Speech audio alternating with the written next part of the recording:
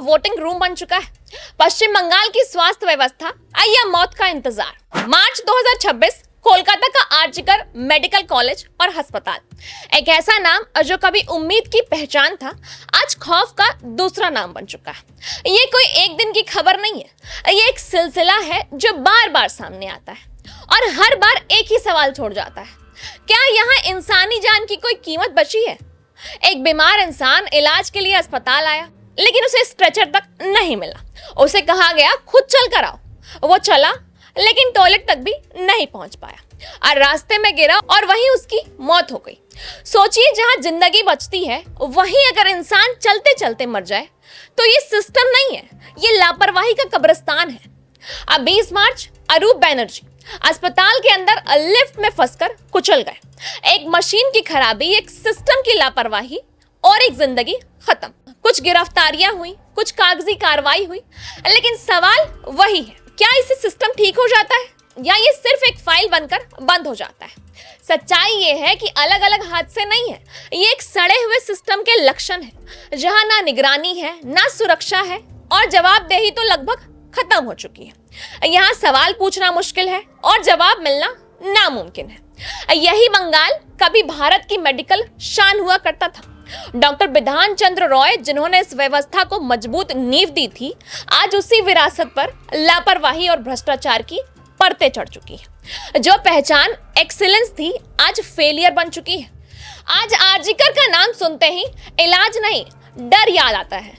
Rape case, अवैध अंग तस्करी के आरोप, दवाइयों की कालाबाजारी, ये सब अलग अलग घटनाएं नहीं है, ये उस भरोसे की टूटने की कहानी है जिस पर ये सिस्टम खड़ा था।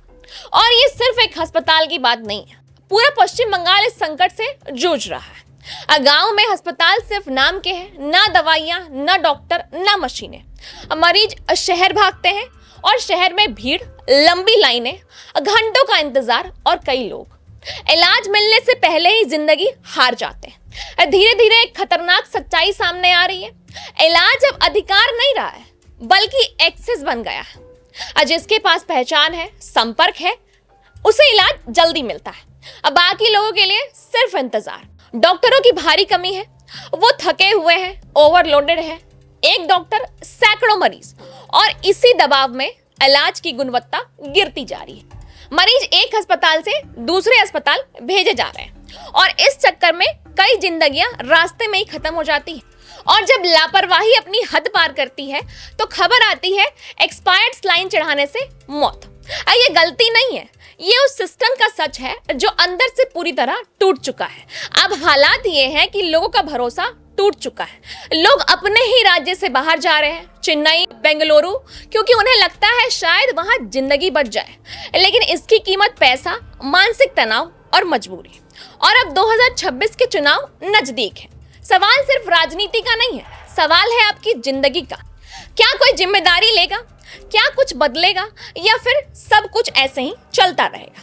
आज पश्चिम बंगाल के लोगों के सामने एक सीधा सवाल है, क्या आप इस सिस्टम के साथ समझौता करेंगे या बदलाव की मांग करेंगे?